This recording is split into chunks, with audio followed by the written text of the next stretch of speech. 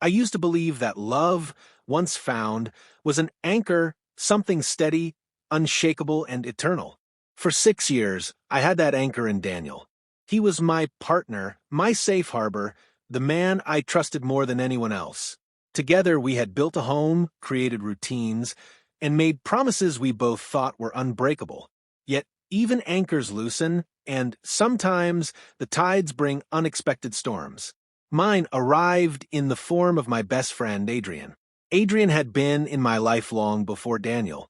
We met in college, two awkward boys bound by shared humor, late-night study sessions, and an unspoken closeness that never really needed definition. Where Daniel was steady and calm, Adrian was magnetic. His laughter filled rooms, his presence lit them. Over the years, he became my constant. The friend who never judged, who showed up at 3 in the morning with takeout when life was unbearable, who knew my secrets without me ever needing to voice them. When Daniel entered my life, Adrian didn't resist. He welcomed him, even joked that he finally had competition for my attention, and for years the balance worked. Daniel was my partner. Adrian was my friend. Both men important, both fulfilling different parts of me. But slowly, imperceptibly, the lines between those roles began to blur. It started with little things I dismissed at first. A hand lingering too long on my shoulder when Adrian leaned close to show me something on his phone. The way his eyes sometimes lingered on me when he thought I wasn't looking, the softness in his voice when he asked, "You okay?" As if the question carried weight only he could bear.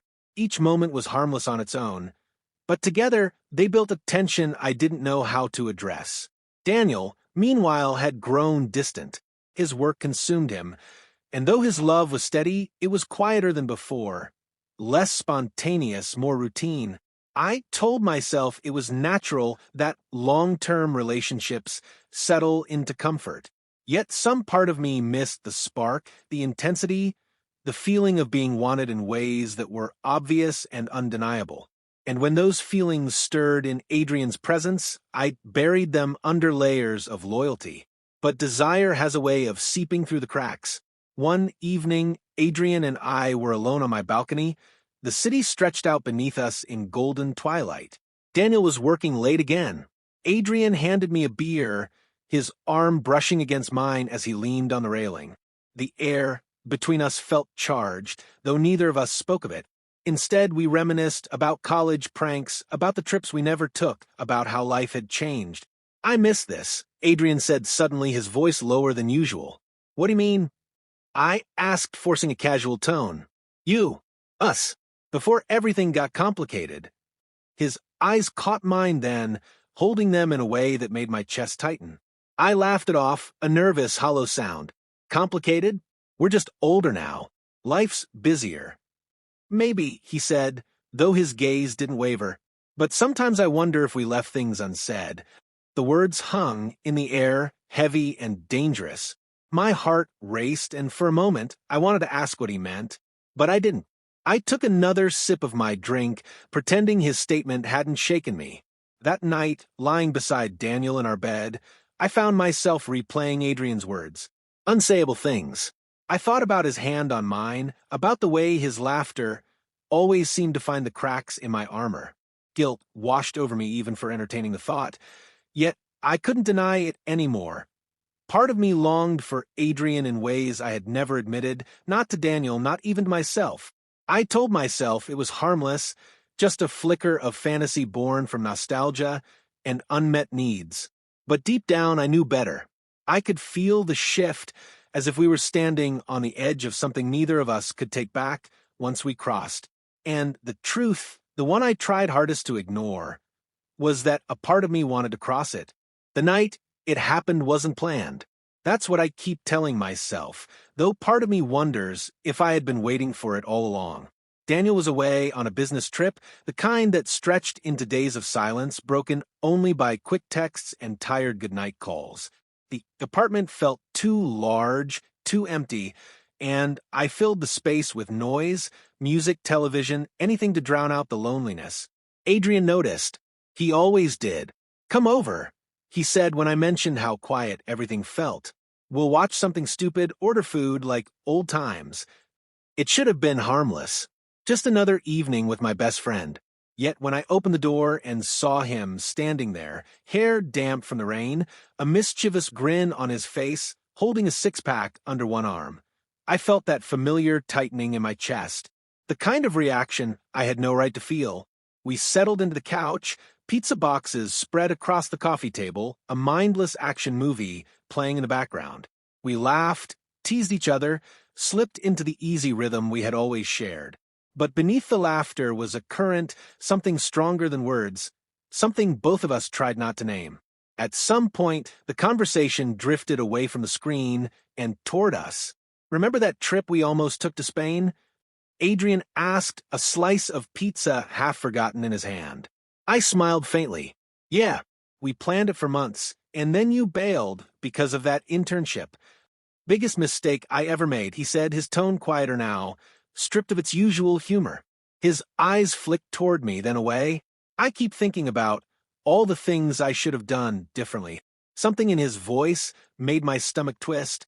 I wanted to brush it off, to steer the conversation back to safe ground, but the weight of his words pressed against me. What are you saying, Adrian?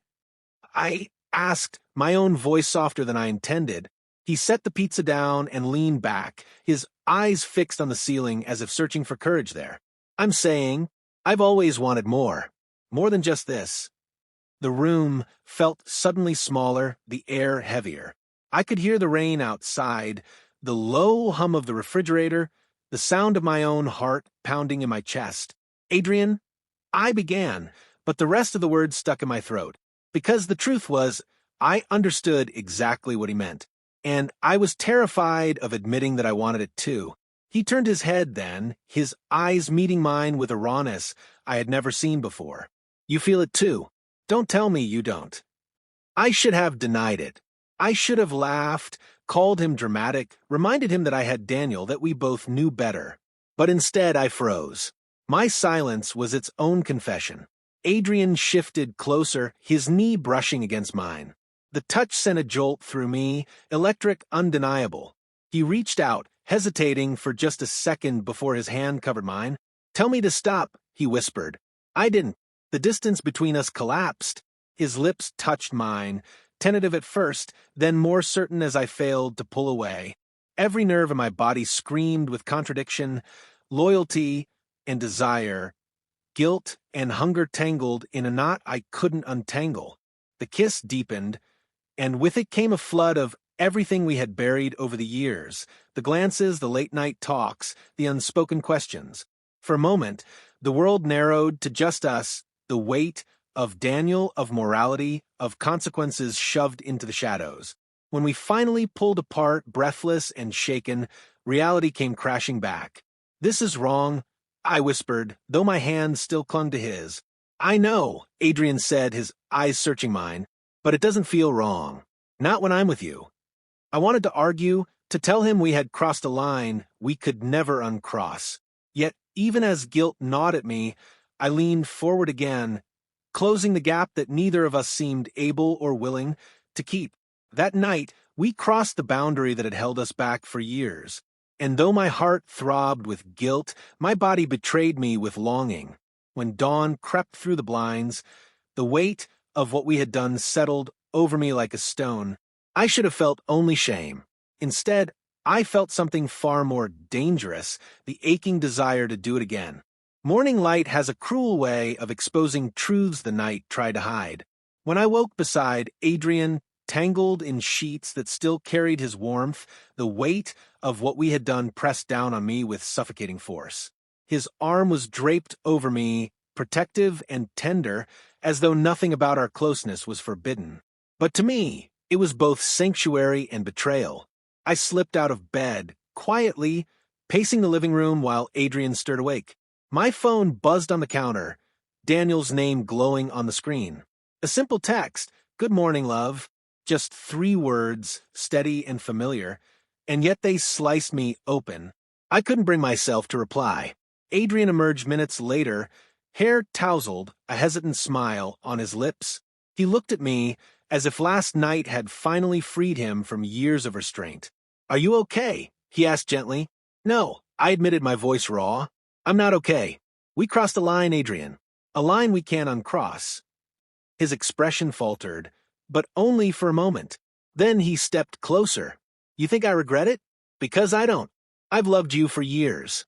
Maybe I shouldn't have let it happen like this.